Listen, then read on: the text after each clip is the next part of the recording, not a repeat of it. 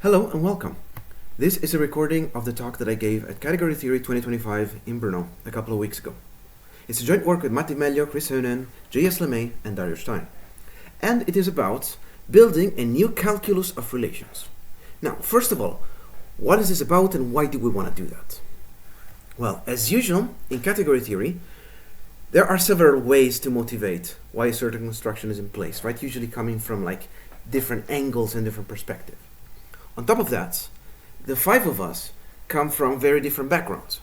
And so there really are very many angles one could give to this. Myself, as most of you know, I come from probability theory, and so I will motivate this using Markov chains. Don't worry if you're not familiar with probability. The motivation I'll try to give is as basic as it gets. It just takes to know a little bit about relations. So what is the idea? Stochastic maps are like relations in that they compose independently. What do I mean by that?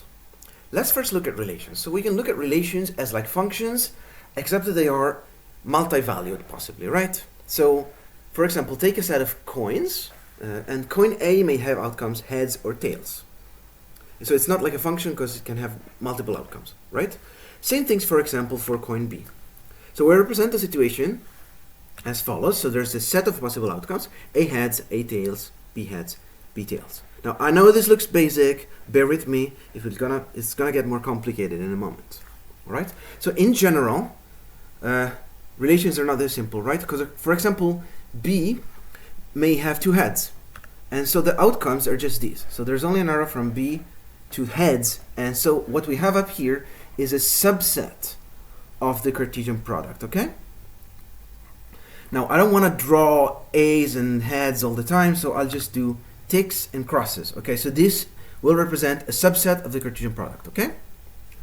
Now, what we notice here is that in the previous case where everything was possible, these fibers here are isomorphic, as in this case, you see the outcome, of course, is random in a certain sense, right? It's non-deterministic, but it does not depend on the coin, in the sense that both things are possible regardless of the coin we pick, regardless of A and B. These two fibers are constant. In this case, instead, it's not true. So, for example, if we pick coin B, then tails is not possible. Okay, so these two fibers are not possible. So, in general, just like for functions, there could be dependence or independence on a certain variable. Okay, so this depends on the choice of the coin. Now, let's do probability, which is all the same with numbers. So for example, for coins, we could have the coin A and coin B are in my pocket, and I could extract them with probability 1/2 and 1/2. Now, given the coin A, the outcome is heads or tails, so 1/2 and 1/2, because it's a fair coin, and coin B has two heads, okay? So this is a lot of numbers, so let's just represent the numbers here, which is the products of the input probabilities and the transitions. So in total, the probability of having, coin A and heads is 1/4, because it's 1/2 here times 1/2 here. And these are the other numbers. In particular, it's impossible to have coin B and tails here, because it has two heads, okay? And let's just keep these tables so that we don't have many numbers lying around. All the information we need is up here, okay? Now, like before, you see the outcome depends on the coin. Like, in particular, you see it's, again, impossible to have this outcome if we start here. All right, so these two fibers are not uniform. All right, now, let's compose these. How do we compose them? Well, the idea is that we compose them as in a Markov process. So, in a Markov process, these transitions are random, but do not depend on the history, do not depend on how we arrived, for example, on this outcome, okay? So from heads, we could have, win or lose the game, depending on, on the structure of the game here. Probability 1/2 and 1/2. But regardless on how we have arrived at this state, okay? Regardless of this, €1 was obtained from an A or from a B, okay? So we have these two tables of numbers, and we have to say that these probabilities do not depend on these other ones up here, on the states up here. How do we do that? Well, alright. Let's first start with a simple case of relations. So with relations, how do you compose relations? Also, as you might know from category theory, you have to take the pullback, alright? Which here would have like 8 points, so it's a lot of stuff to draw, but you know that fiber-wise it's just a product, so let me just focus on this outcome and leave this one, you know, as an exercise, but everything I'll do will now assume we are at this outcome. Don't worry, the other one will work exactly the same, okay? So let's focus on this outcome so we can draw the stuff. And how we compose these two relations? Well, in this case, we just take the product of these two. Now, what does that mean? So remember, this tick here says we can go from A to this heads, okay? And this tick here, for example, says we can go from heads to losing the game. So this here, which projects down to here and here, says it is possible to start at A, go to heads, and lose the game. And this one up here, A, heads, win the game, okay? And we're saying, well, if it's possible to get heads from A, and if it's possible to win, say, from heads, then it is possible to go from A to win, as well as to lose in this case, okay? Now, this is a pullback, which fiber-wise is a product, and you see, if we didn't take the pullback, look what's happening here. This would say that it is possible up here to have A go to heads, and heads go to win,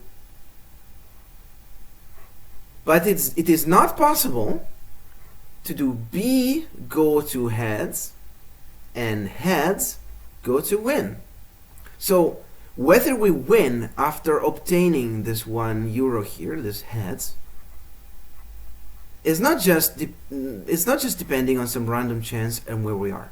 It also depends on whether before we had A or B. It depends on how we arrived at this state. This would mean that our process have memory, and that's not how relations work. Okay, relations, like Markov processes, have no memory, and that's because we took the pullback. Pullbacks that all these fibers here all equal. Okay. So pullbacks guarantee the independence of transitions. Now, how do we compose probability things, stochastic maps, or joint distributions in this case? Well, you might know from some of the talks that I gave before, or from our knowledge of probability, that there are no products, let alone pullbacks, in probability theory. Okay? Well, the reason will be apparent in a moment if you didn't know that. So, the reason is that here is one possible joint distribution here. Okay, you might argue the numbers here do not add up to 1.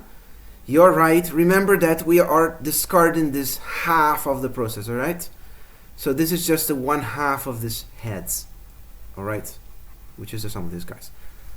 Okay, so you see this projects down to 1/4, 1/4, 1/4, 1/4, but it's not the only possibilities. This would too, okay? So uniqueness fails. So we don't have products, we don't have pullbacks. For every pair of marginals, we have many joint distributions, okay?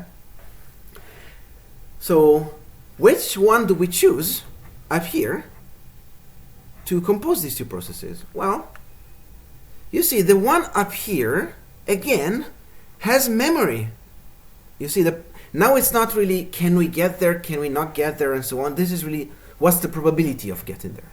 So the one here gives probability 1/4 of having A to heads to winning, and probability 0 of going B to heads to winning. So again, you see, the probability is not just about this transition, the probability of transitioning from here to here depends on where we were before. So this would be a process with memory. We don't want that, okay?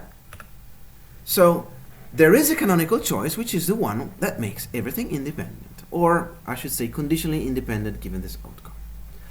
But categorically speaking, this is not a pullback. It's another canonical choice. It still denotes it's independent, but it's not a pullback. Now, what is it? The purpose of this work is to answer this question of what is it? What does it mean independence categorically? And how we can use it here. So we will construct a categorical theory of independence and conditional independence and use it to define a generalization, or at least a new version, of a calculus of relations, which accounts, for example, for probability.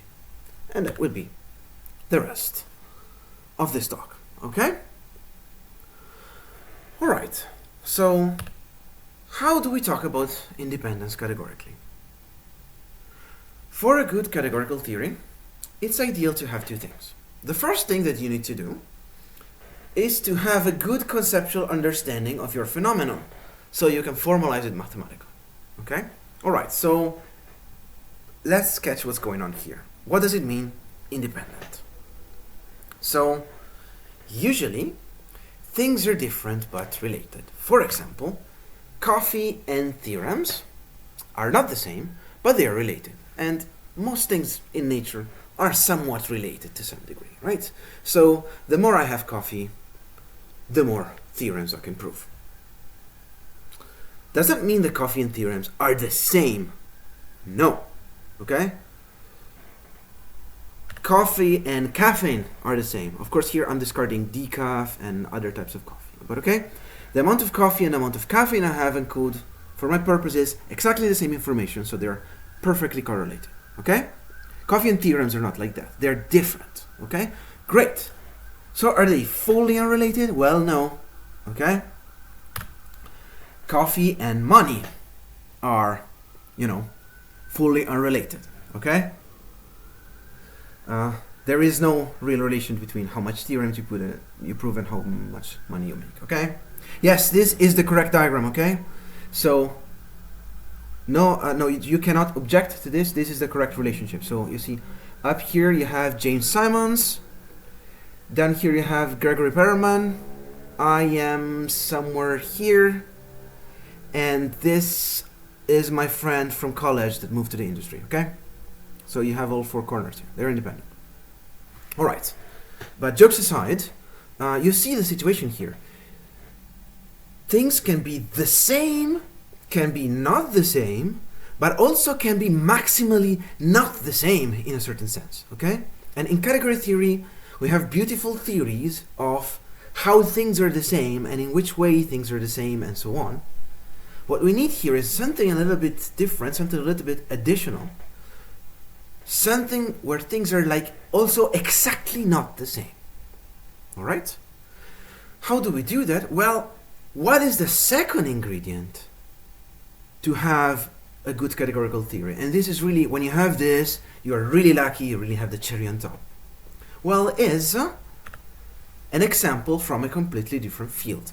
Okay, so besides probability and statistics, where does this come up in math?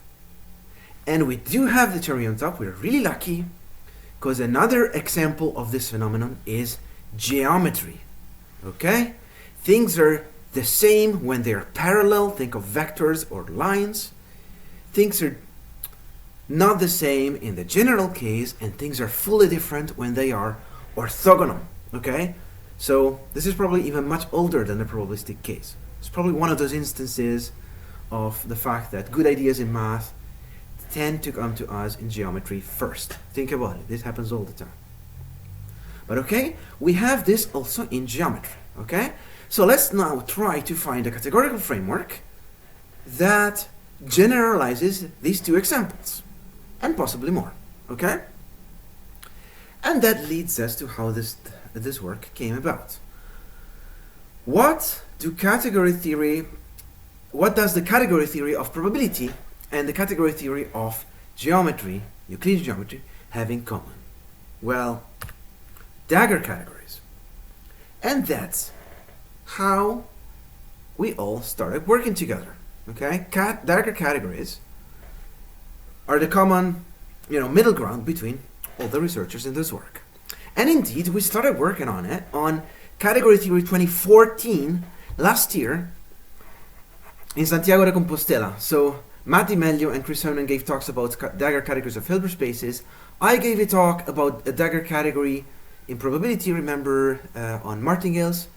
If you're interested, there is a recording of my talk there too. I will link it down in this video.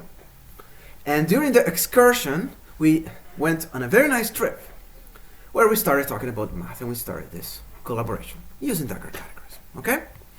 So let me recycle one slide from my last talk, which is what is a dagger category for people that don't know. Alright, so roughly, a dagger category, I want to say, is to a category as an undirected graph is to a directed graph. So here on the right hand side, you see I have an undirected graph where you see that there's an edge from A to B. Now, what happens in an undirected graph is that if you can go from A to B, then you can also go from B to A. Always. But that does not mean that A and B are the same. Okay, so similarly, in a dagger category, well, if A and B have a morphism going from A to B, then also there's a morphism going from B to A. But that does not mean that they are isomorphic. Okay? It's not a groupoid. Okay? It's more really like an undirected graph. So think of relations. Relations are I think the greatest examples, because a relation between the set x and y might look like this, right? Well, does it go from x to y or from y to x? Both. It's kind of a symmetric thing, right? But you can still compose relations. You have to be a little bit careful with their directions, but you can. Okay, so that's a prime example of a dagger category. What's another example? Well, matrices, right? So it's kind of the same except with numbers instead of yes or no, instead of truth values, right? And those of you that, like me, had to teach linear algebra might have had some question from a clever student at some point. The student might have asked, sorry, in a matrix, are the rows the inputs or the outputs? What do you answer to that? Well, it depends. Depends on your convention. To students, this sometimes is confusing at first. It was definitely confusing to me when I was first a student. But yeah, so the reason why this is confusing, and also the way to formalize this and make this make sense, is that these form a dagger category. Okay? And another one that we just saw was kernels. So kern, which is a dagger category of, well, I want to say relations with numbers which sum to 1. So basically stochastic maps which preserve the probability, or equivalently joint distributions. Okay? Is the one we just analyzed in the distribution, in the introduction. Alright, so what's the definition? A dagger structure on a category C is a functor necessarily equivalent from C to C up, such that it is the identity on objects and involutive on morphisms. Okay? And the fact that this is functorial tells you that, well, if you compose things and take the dagger, then it's the same thing as the dagger of the components here, but you have to exchange their order, right? So think of matrices and transposes, right? They work exactly like this, okay? Matrices and transposes, the matrices don't have to be invertible, they always have a transpose, and this is an example you can keep in mind, okay? All right, so rel, math, and kern are dagger categories. Now, something that is not very well known, but is known, is that dagger categories encode very geometric notions, in the sense of Euclidean geometry, or Riemannian geometry, or like, Hilbert space geometry. What do I mean by this? So, let's look at some examples. So the dagger operation, which, for example, for matrices is a transpose, has metric meaning So for example, if we take the category, this is finite dimensional vector spaces with a non-degenerate bilinear form. Okay? This is also a dagger category, where the bilinear form takes care of the dagger. It does that operation that, for example, in physics, is called raising and lowering indices. Okay? Hilbert spaces with the adjoints are a dagger category, very similar to this. And the dagger, let me say it in quantum mechanics language, it flips between bras and cats. Right? Alright? So you see, one could say, well, what do you mean raising and lowering indices of bras and cats? Those are isomorphic, right? Those are the same. Yes, those are isomorphic, those are the same in a certain way, and this dagger operation exactly encodes in which way these are the same, because you have to pick this isomorphism. You have to pick your inner product, okay? You have to choose your metric. So, category theory is all about in which way these things are the same, and here we are saying these are not just the same. We are saying how they are the same, okay? And that encodes geometry, okay? You might wonder what that does in the category of, stochastic maps or Markov kernels. This gives you a notion which is called Bayesian inversion. So it goes from the probability of y given x to the probability of x given y in a certain sense, Bayes formula. Actually, as we will see, lots of things that are geometric in this context tend to have probabilistic meaning in this context. So one could call this somehow the geometry of probability theory in a certain sense that I guess one could make precise by saying this is a dagger category. Okay? But okay, there's more geometry than just this. Let's see some more concrete examples. So usually in category theory, to see what's going on, it's useful to look at the isomorphisms. What are the isomorphisms for the dagger structure, so to say? So an isomorphism is moreover called a dagger isomorphism or a unitary if its inverse is its dagger. Okay? So for matrices, those are those matrices for which the inverse is a transpose. You all know what these are. Those are orthogonal matrices. And you see, those are not just isomorphisms of linear spaces. Those are also isomorphisms for the metric. Okay, so we are preserving the metric here. So you see, this stricter notion of isomorphism is something about preserving the geometry. Okay, so in these other examples, this gives us, of course, rotations again, but also, for example, hyperbolic rotations, like Lorentz transformations. Are kind of like rotations? Yes, so those are, again, unitaries for this dagger structure.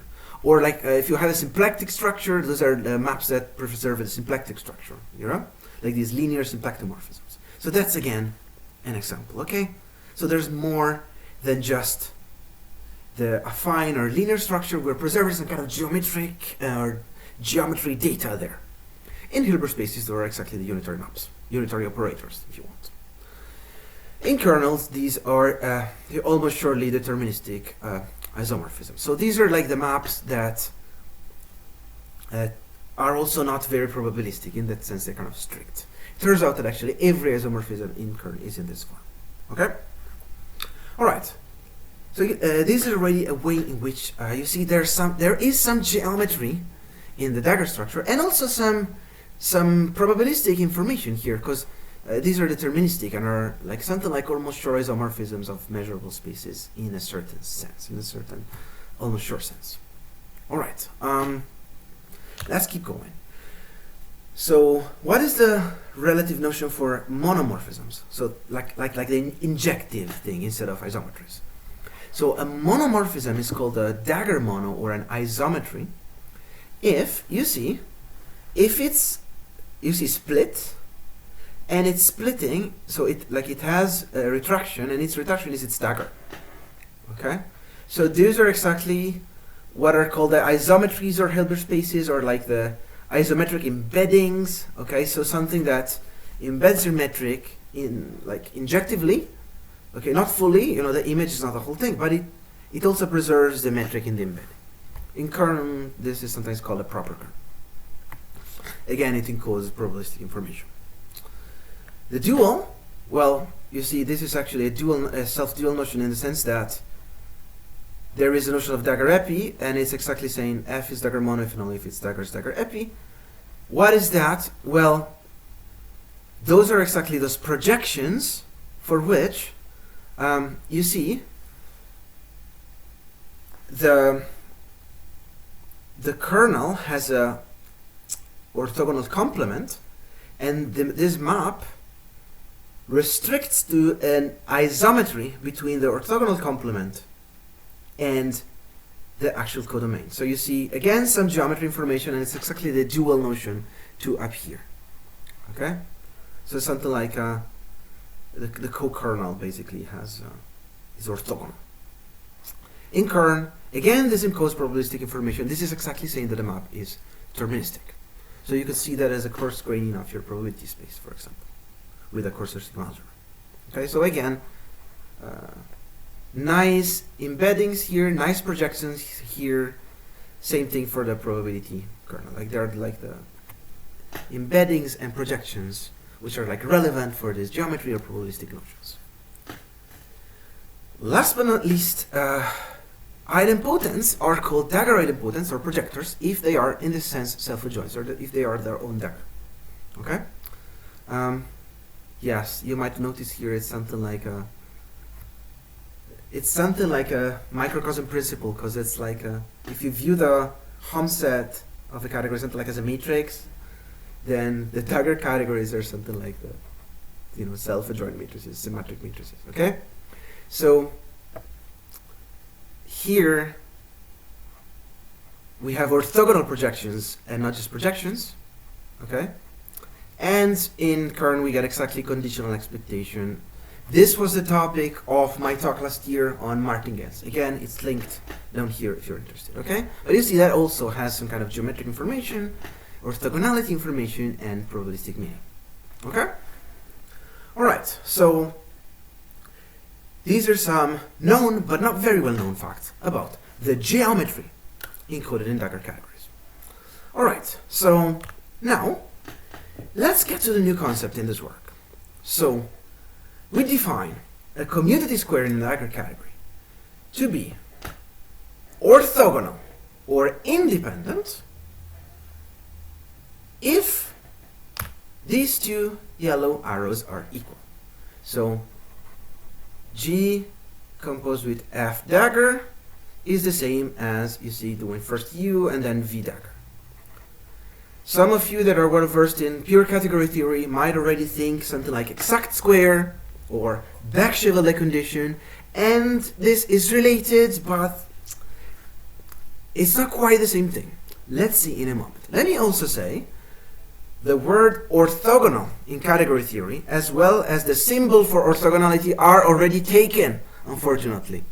So I will not use this, and I will use this, okay? Not to cause any confusion. All right? So we call these independent squares in a dagger category. All right, so we are mostly interested in things that are like, I want to say maps, like things that are like deterministic, like function-like, and remember in kern, in probability, those were exactly the dagger epis. Okay, so we're mostly interested in that case, in what follows. But okay, let's see what this gives us in rel. So it's exactly this condition. You see, you compose these two relations and compose these two relations, where here we're seeing these functions as relations. Okay, I'm taking a special case of functions. So you see, this arrow here is saying that there exists an A, which projects down to B and to C. And well, this one is a vacuous condition. There's exists a D, which basically means that this diagram is a weak pullback, right? So whenever we project down here to the same element, then there is an element up here that projects down to both. So this is sometimes called the back-Chevalier condition for relations. Okay, it's an instance of the one with vibrations, but it's also used in these things like the bar extension theorem, and whenever you want to extend some functor from set to rel. Right? You might also know this comes up in probability theory too, by the way. Okay. So This independent square condition is generalizing this familiar one for relations, and in particular, remember that we were composing things with a pullback, and pullbacks are in particular weak pullbacks. So remember we were saying these are independence conditions. Well, that's what's going on here. Let's briefly see how. You see that if we did not have this element here, this is not a weak pullback, right? Given this element here and this element here, which project down to here, there is not something up here. So this is not weak pullback. Okay? So the existence of possibly many things that project down to this, but at least one, is exactly this independence condition that we needed for memory. Okay? Alright, let's go further. But keep in mind, this is the independence condition that we wanted to compose relations. Alright, so for matrices, let's first look at the special case where we are just looking at vectors here. So you see things with one dimension and like A dimensions, like for the monoidal units, or R if you want, or C, and where the element in this corner is just zero, the zero or initial terminal object. It's a dagger category. Initials are terminals and zero. Okay? So in this special case, this is saying that the scalar product is zero. It's the zero map. So in this case, it's a zero number. So that's the usual orthogonality of vectors. Okay? Alright. This is the scalar product. Again, geometric notion. Okay, what happens a little bit more in general? So what if instead of the 1 here, instead of vectors, we put the generic matrices, but we keep the 0? Well, that's saying that, for example, for dagger repis, so that these are, their daggers at least, are embeddings or isometric embeddings of subspaces, we're saying that, you know, F dagger enters A and G dagger enters A again orthogonally. This is saying that these are orthogonal, not as vectors anymore, but as entire subspaces. Okay, not necessarily one-dimensional, okay? But they are orthogonal inside A. Okay, if you drop the fact that these are dagger repis, these are embedded with like non-zero velocity and non-isometric parameterizations, but they are still orthogonal in there. Okay? So this is the orthogonality of vector subspaces. Those these you see, that's encoded by this Beck-Chevalier-like condition. All right, but we're still considering a special case where the 0 is in the corner. So what if the thing down there is arbitrary? Well, if it's arbitrary, then these things now will have some kind of intersection in A, okay? But the parts that don't intersect are orthogonal, okay? So think of a book, and this book is opened precisely at 90 degrees, right? In an open book, the pages are not necessarily orthogonal. We are requiring that they are, okay? So it's something like these are orthogonal except in D. Or, you know, like a pullback is like a fibered product. So these guys are like fiber-wise orthogonal. Like for each element of D, the fibers, so to say, are orthogonal. Okay, fiber orthogonal. This is to orthogonality as a pullback is to a product. Okay?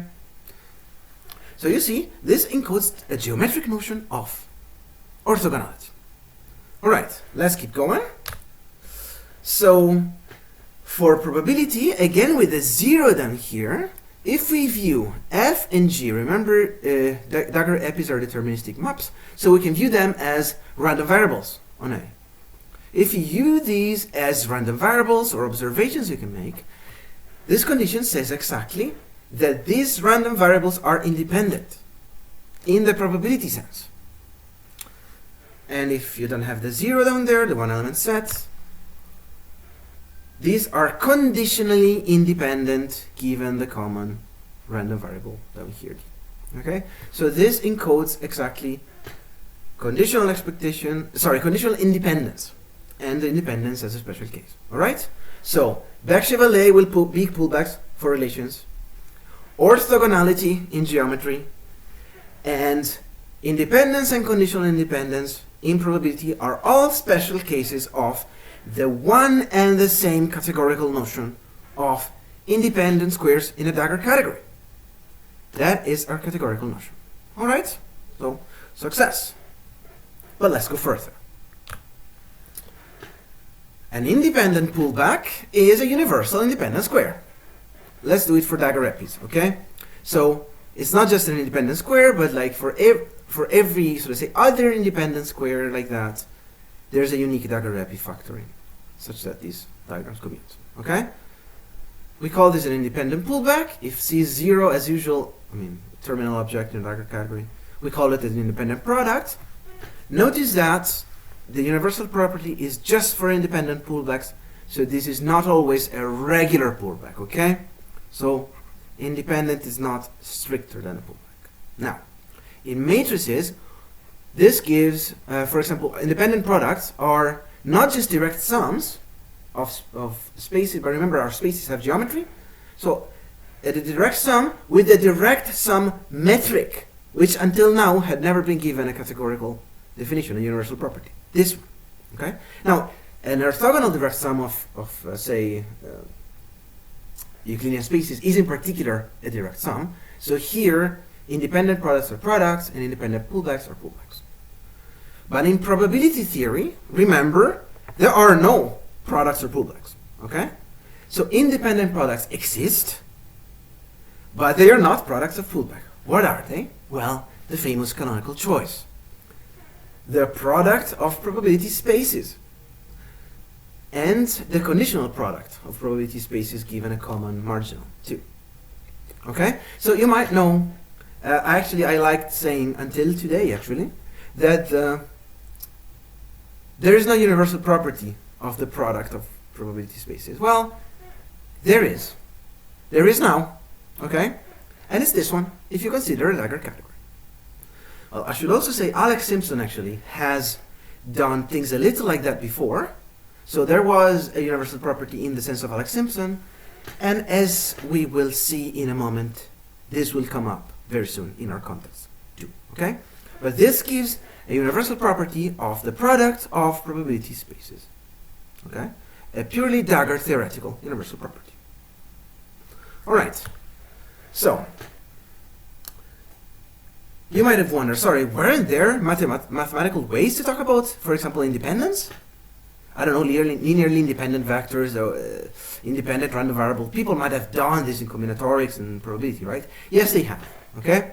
So the oldest one is metroids, which actually, quite interestingly, was studied a lot by MacLane shortly after it was invented. MacLane, the category theorist. This is like a good 10 years before category theory ever existed. Okay? Graphoids are done for are similar notions for the combinatorics of stochastic independence. Seporoids are actually a common generalization which is actually very close to what we are doing here, but not yet categorically, really. I mean, they're using category theory, but they're not doing this. The real thing that is very similar to what we're doing here is independent structures of Alex Simpsons. So, what is an independent structure on a category? Not a dagger category. Is a choice or particular squares. It's an axiom, okay? Which you declare independent, which need to satisfy the following rule. So, first of all, if there's an identity here, your square is always independent. Which is something like everything is independent given the identity observation. Like, it's something like saying everything is correlated to deterministic things, kind of. Okay? Then there is a, pullback-like property, like 2 out of 3 property in a sense, which says that if this square on the right is independent, then this one here is independent even only if the outer thing is independent. You might know this from pullback and other situations. And then any span has an independent pullback. It's a little bit like saying all pullbacks exist, except that only independent pullbacks always exist, okay? And that's an independent structure on a category, or an independence category also, okay? So, we might wonder, do our independent squares in the category, in the dagger category sense, form an independent structure? Well, in a sense, yes, and that is the last part of this talk. The equivalence. Let's get to that, but we need first some definitions. So, you might know that there is the calculus of relations there gives you an equivalence between, an equivalence of categories, two categories actually, between categories like rel and categories like set. Okay? So categories like rel, like things that are, you know, allegories or something, and categories like set where you can take pullbacks and so on, so that where you can form a calculus of relations. Alright? So we have a similar thing here too. Let me recall one of the many definitions, many inequivalent definitions of regular category. This is from Carboni and Walters. Okay, this is the most similar to what we have. So a category is regular if every cospan has a pullback. There is this strong epi jointly monic factorization which allow to compose relations and not just spans. And then you have this stability condition, strong epis or pullback state. All right. So this is not the only choice of regular category. This is the one we're picking. Eh? All right. So now, an independence category, okay, with a choice of pullbacks in the choice of special squares in the sense of Simpson, is regular. Is every cospan has an independent pullback, not just a pullback. Okay. So this is a weaker condition. The second condition is exactly the same.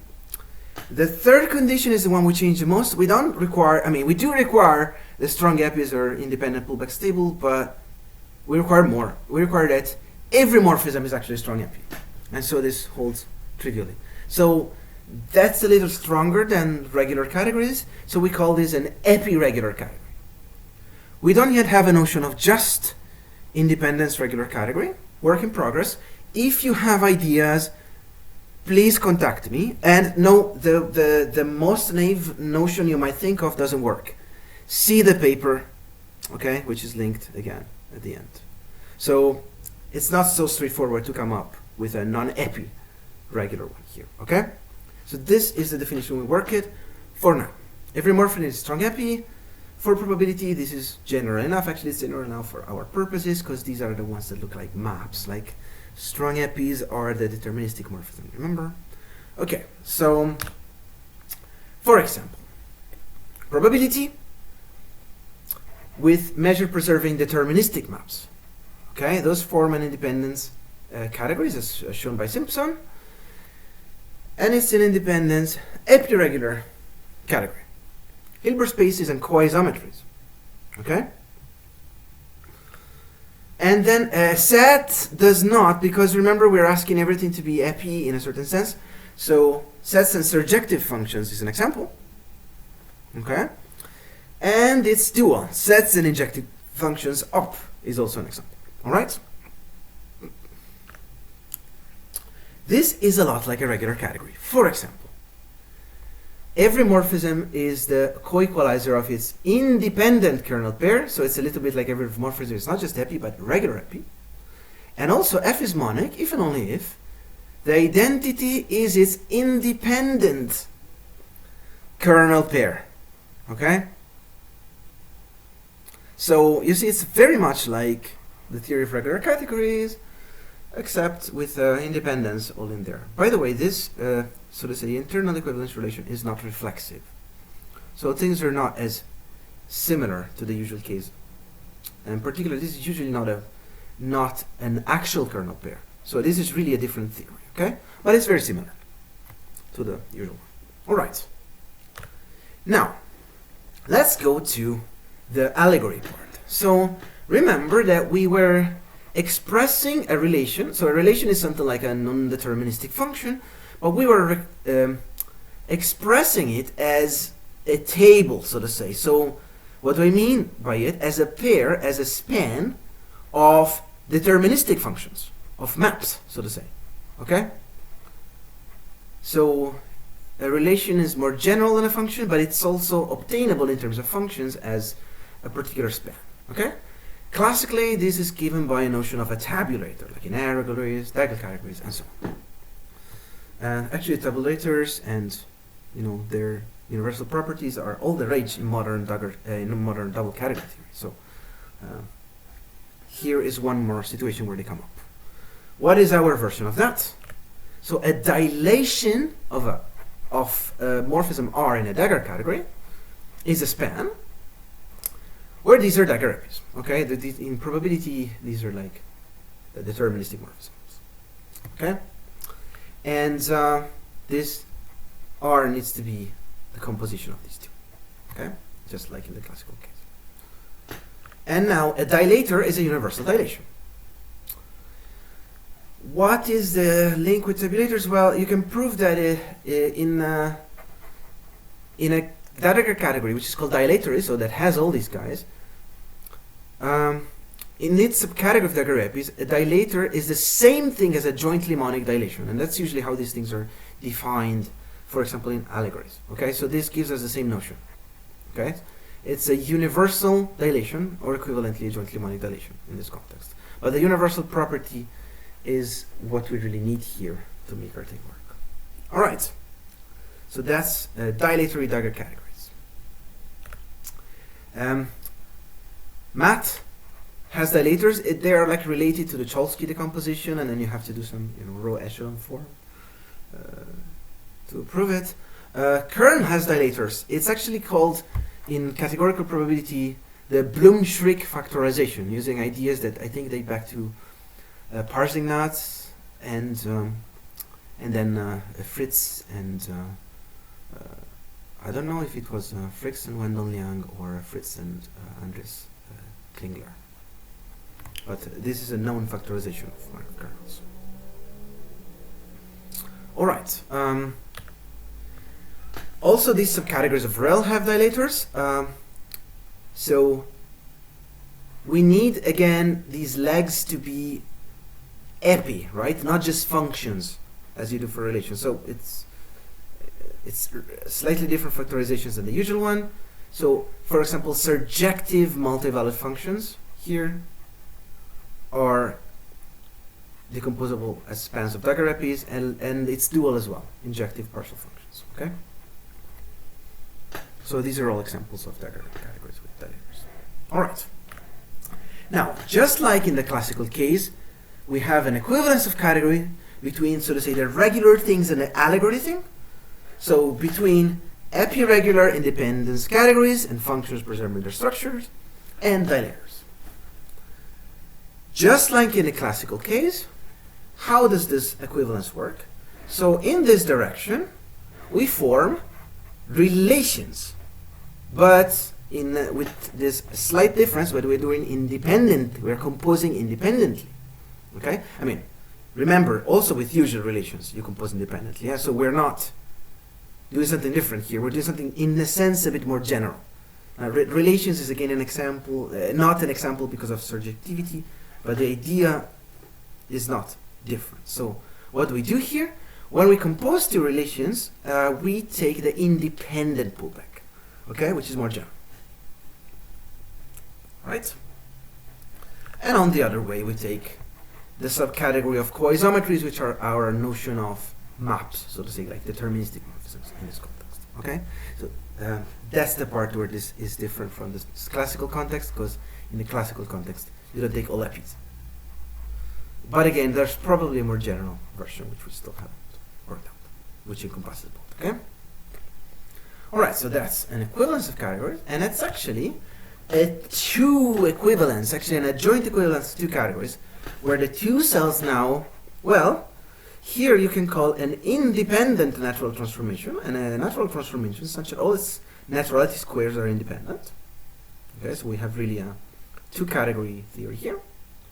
And then here you have to take the natural coisometries, so things that, such that all these arrows here, the components of the natural transformations are dagger epies. Okay, and that gives us a two equivalence and adjoint equivalence of two categories. just like in the classical case.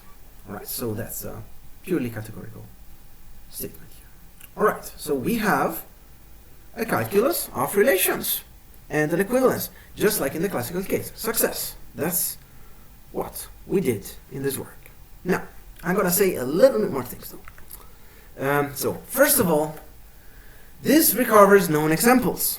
So, it is very well known that in kern, like in probability, the category of measure-preserving Markov kernels, or transport plans in optimal transport theory, is equivalent to the category of joint probability distributions.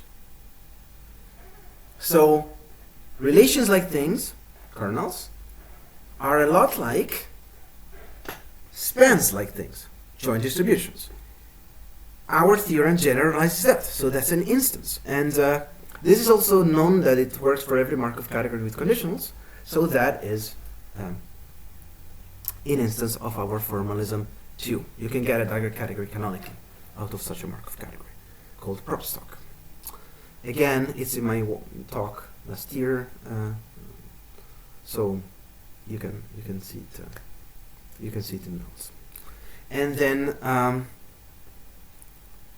other examples are again in Hilbert and matrices with coisometries, with spans or surjective functions actually in every regular category, and cospans or injective functions in every restriction category. All right, so let's compare the two settings a little bit. So in the traditional setting of allegories and in the relations, so to say, form these allegories, and we have dagger categories.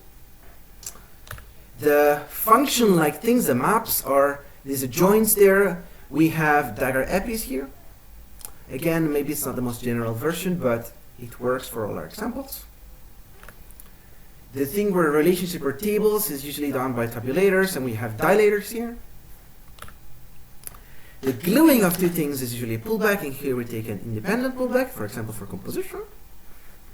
And then, I haven't talked about that, but remember we had dagger idempotence, and here you might see like these dagger, for example, kernel pairs are a lot like congruencies, except they're not reflexive, so one might notice there's some kind of analogy here too, but again, we haven't yet worked this out. But there's definitely something there, because you know, independent kernel pairs seem to play a very big role here. All right. So what remains to be done?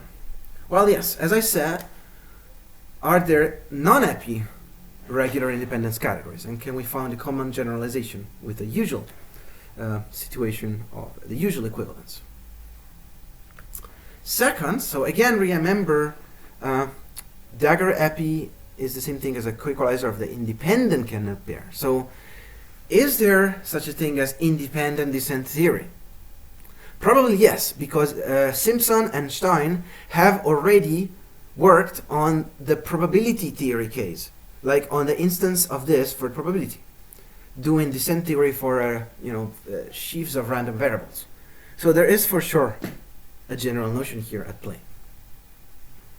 And third thing, doesn't mean you can do independent regular logic, and this is particularly interesting for me because it would apply to probability theory.